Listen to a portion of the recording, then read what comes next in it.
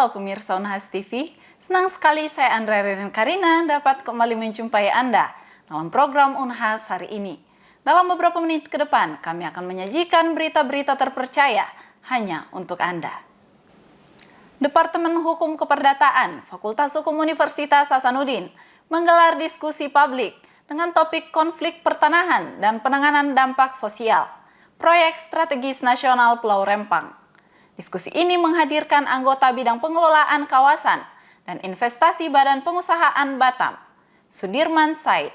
Berikut berita selengkapnya untuk Anda. Proyek strategis nasional Rempang Eco City yang sedang dibangun di Pulau Rempang kini menuai pro dan kontra di masyarakat.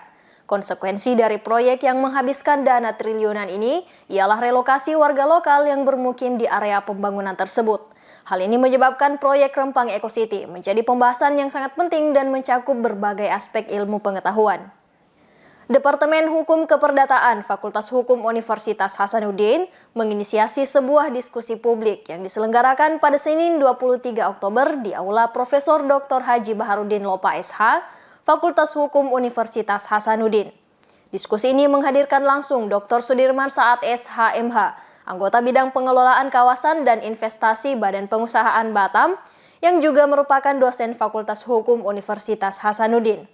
Kegiatan ini dibuka secara resmi oleh Wakil Rektor Bidang Sumber Daya Manusia, Alumni dan Sistem Informasi Universitas Hasanuddin, Profesor Dr. Farida Patitinggi SH.MHum.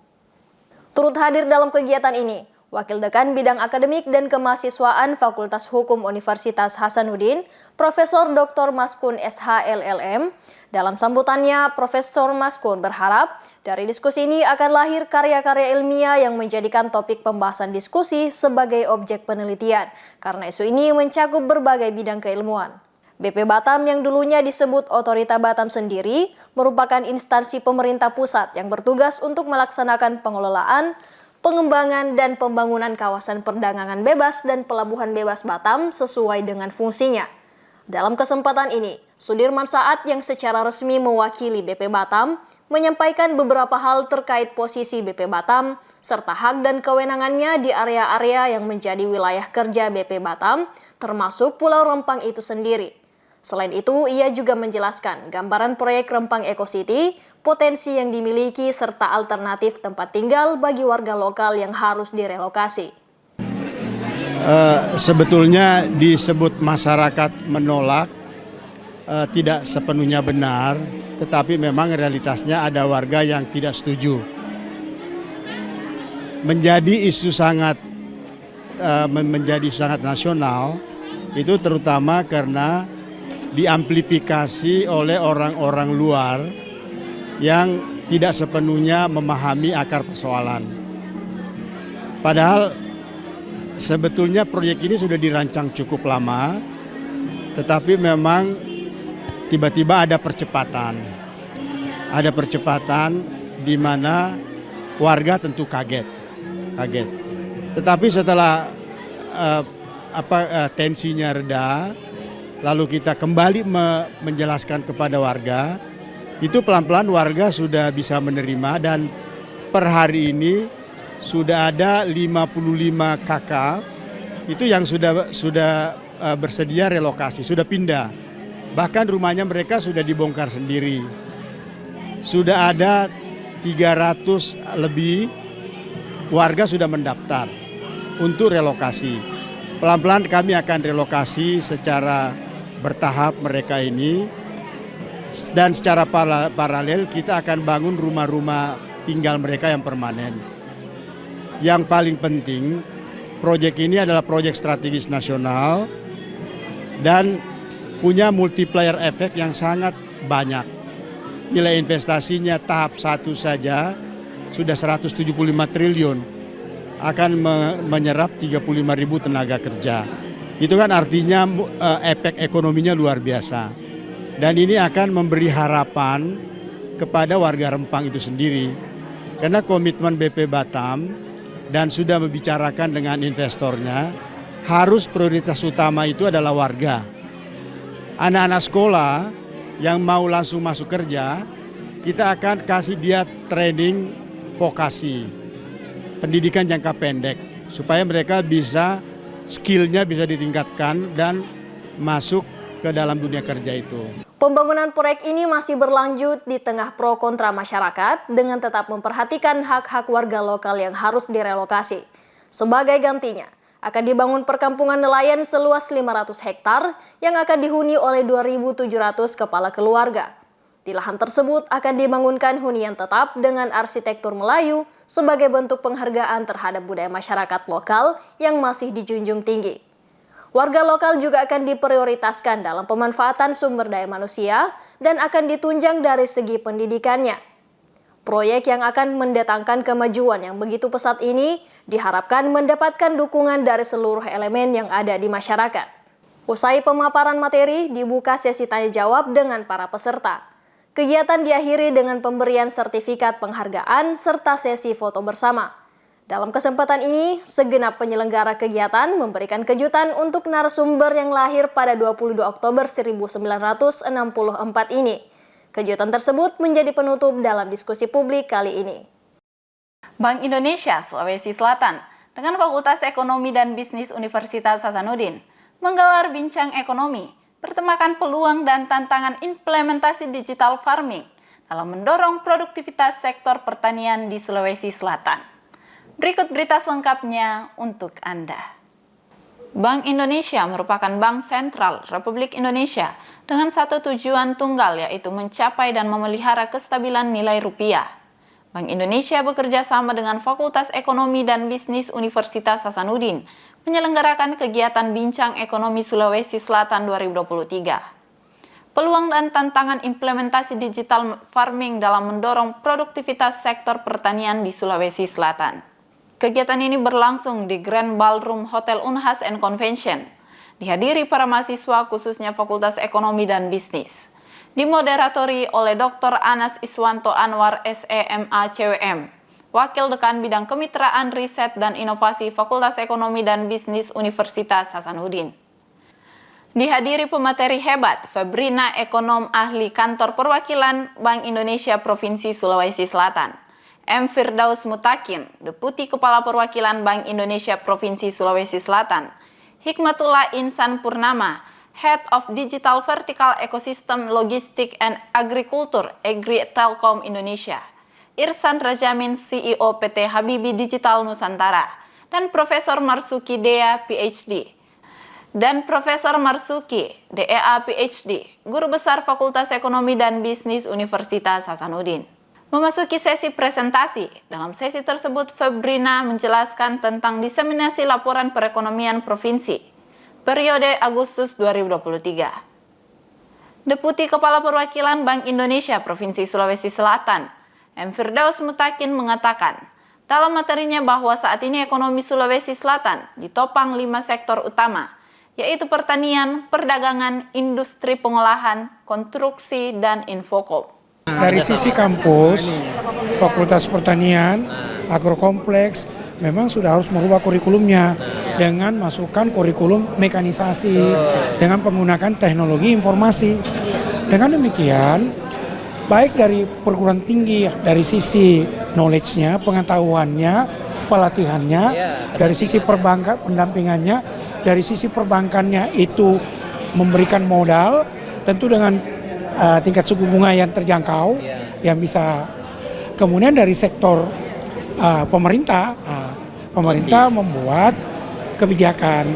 kebijakannya itu tentunya mengarah kepada mekanisasi pertanian, karena memang makin ke depan itu orang enggan bertani, orang ingin bekerja di perkotaan, tapi kan penduduk Indonesia makin bertambah, butuh. Oleh karena itu, mekanisasi pertanian melalui penggunaan digitalisasi, farming digitalisasi, sebuah keniscayaan. Nah, ini menarik. Jadi saya berharap sebenarnya Bank Indonesia, perbankan itu membuat seperti forum, mempertemukan antara petani, katakanlah tanda kutip petani milenial, mempertemukan perguruan tinggi, katakanlah Fakultas Agrokompleks itu, pertanian, mempertemukan perbankan, menyamakan satu persepsi, lalu pemerintah membuat kebijakan sehingga kegiatan ini terstruktur, tidak seperti tiba masa tiba akal, terstruktur, terpola, dan itu tidak butuh waktu yang kontinu, keberlanjutannya ada, dan kita butuh waktu yang panjang, tapi akan hasilnya lebih baik ke depan. Coba kita lihat, ini masalah bangsa. Semakin banyak penduduk butuh rumah, tanah semakin kurang. Sementara masyarakat juga butuh makan banyak. Apa iya kita mau impor terus? Kan tidak. Jadi sawah makin berkurang karena dibuat perumahan. Tetapi di sisi lain yang mau makan itu juga banyak. Jadi mekanisasi, modernisasi adalah sebuah keniscayaan.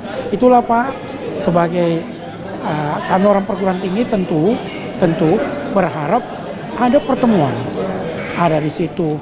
Kalau perlu kita siapkan, kalau perlu juga ABRI polisi turun masuk, lalu ada perguruan tinggi, ada perbankan, ada pemerintah membahas ini. Ini masalah serius.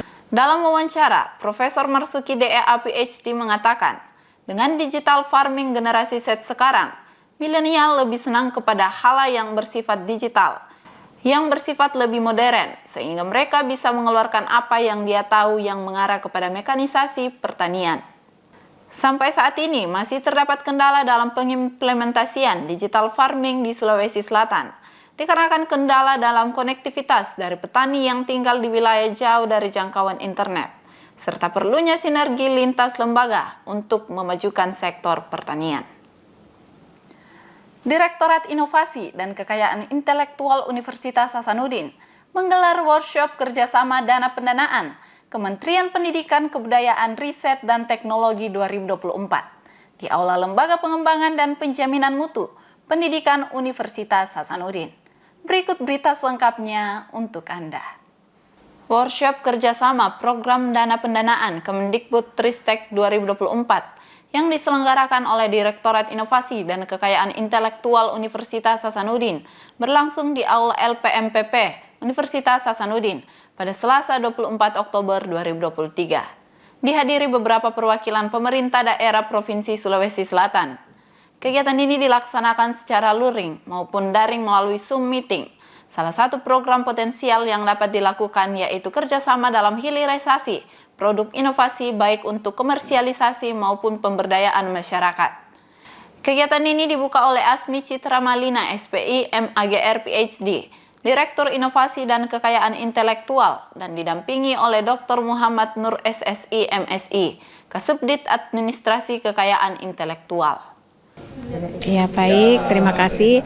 Jadi hari ini kita melaksanakan workshop dengan beberapa perwakilan dari pemerintah daerah maupun dari institusi pemerintah lainnya, misalnya BKKBN. Sebenarnya tujuannya adalah bagaimana kita bisa sama-sama bersinergi dalam melakukan hilirisasi inovasi yang sudah sangat banyak yang ada di kampus kita sendiri, dan ini akan menjembatani bagaimana memiskan gap yang berada di lembah kematian dari produk-produk inovasi yang belum terhilirisasi. Dalam wawancara, Asmi Citra Malina, SPI, MAGR, PhD, selaku Direktur Inovasi dan Kekayaan Intelektual mengatakan, pelaksanaan workshop dengan beberapa perwakilan dari pemerintah daerah maupun dari institusi pemerintah lainnya, tujuannya adalah bagaimana menjalin sinergi dalam melakukan hilirisasi inovasi yang sudah sangat banyak berada dalam kampus kita sendiri.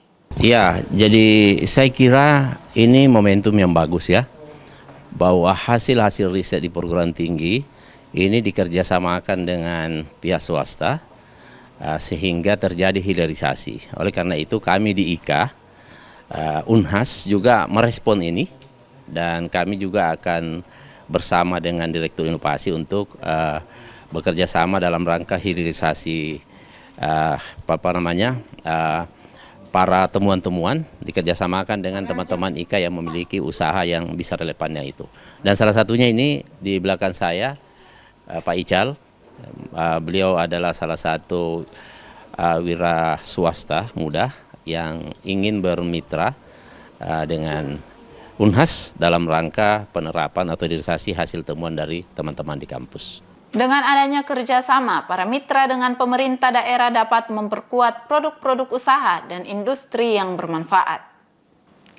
Rilisan data terbaru mengungkapkan Universitas Hasanuddin mengalami tantangan dengan minimnya peminat pada 15 program studi, termasuk kimia dan teknologi hasil perikanan. Bahkan dalam seleksi bersama masuk perguruan tinggi nasional, teknologi hasil perikanan hanya menarik 85 calon mahasiswa. Lantas bagaimana tanggapan dari pihak Universitas Hasanuddin? Berikut informasi selengkapnya untuk Anda.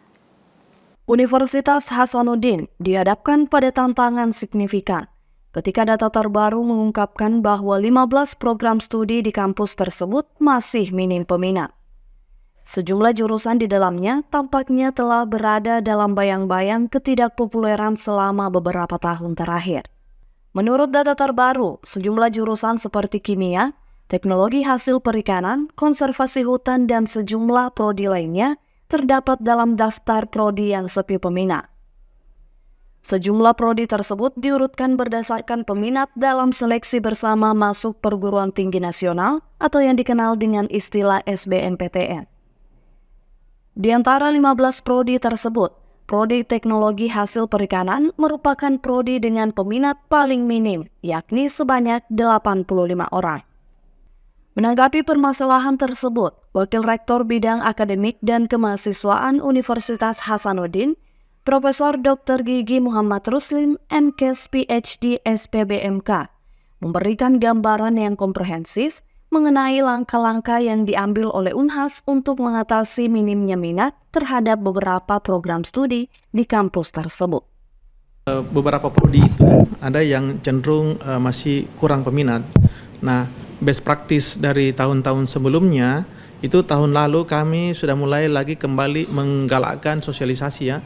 Kami melakukan sosialisasi mulai dari Unhas Day, kemudian kita mulai ada sosialisasi ke SMA-SMA sesulsel itu hari ya, dari 20 semua kabupaten yang ada di Sulsel, kemudian beberapa provinsi juga kami datang. Kemudian kita aktif sekarang ini beberapa ikut pameran pendidikan dan termasuk juga kita perluas promosi ke luar negeri, ke negara tetangga seperti di Timur Leste. Jadi itu hal-hal yang kita lakukan karena memang kita sadar kita harus selalu mempromosi program studi. Nah, di satu sisi memang kita juga harus melihat kembali kira-kira ada program studi yang perlu kita mungkin adaptasi dengan kebutuhan dunia kerja saat ini, dan memang kita juga harus lihat, menganalisis, melihat lebih jauh apakah memang prodi itu sudah tidak dibutuhkan di dunia kerja sehingga sepi peminat. Jadi ini yang perlu kita lihat lebih jauh, dan ini kan butuh waktu ya, karena bisa saja fluktuatif peminatan itu bisa saja, tapi kita lihat kalau misalnya sudah sekian tahun berturut-turut, itu perlu mungkin kita antisipasi lebih awal. Kalau berdasarkan jejak dari keberadaan prodi tersebut, apa penyebab utamanya, Prof, sehingga prodi itu sepi peminat? Ya.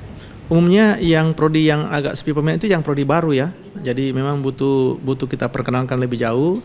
Terus kalau yang prodi lama seperti misalnya fisika, itu mungkin misalnya kita buatkan ada fisika medik misalnya atau apa, jadi itu mungkin lebih updating ya, karena memang saat ini di dunia kerja sebenarnya ilmu basic itu juga sebenarnya dibutuhkan, tapi mungkin orang tidak melihatnya itu tidak lebih update mungkin, ataukah mungkin tidak lebih saat ini dibutuhkan lebih jauh lagi.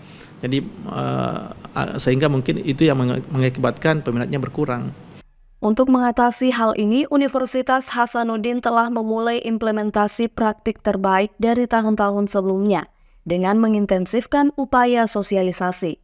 Dimulai dari acara Unhas Day hingga sesi sosialisasi di berbagai sekolah menengah atas se-Sulawesi Selatan. Kesadaran akan pentingnya terus mempromosikan program studi di Unhas telah menjadi fokus utama. Profesor Ruslim menjelaskan bahwa beberapa program studi yang minim peminat merupakan prodi baru yang belum sepenuhnya dikenal oleh masyarakat. Oleh karena itu, universitas tengah mengupayakan strategi untuk memperkenalkan program-program ini lebih intensif. Sementara itu, program studi yang sudah lama berdiri seperti fisika digagas untuk dimodifikasi konten program studinya agar lebih sesuai dengan kebutuhan dan harapan calon mahasiswa. Seperti transformasi dengan menciptakan program fisika medik yang lebih mutakhir. Direktur Pendidikan Unhas, Risma Illa Maulani SHOT M.Natres PhD, juga turut mengungkapkan sejumlah bentuk promosi untuk meningkatkan minat mahasiswa terhadap program studi yang sepi peminat.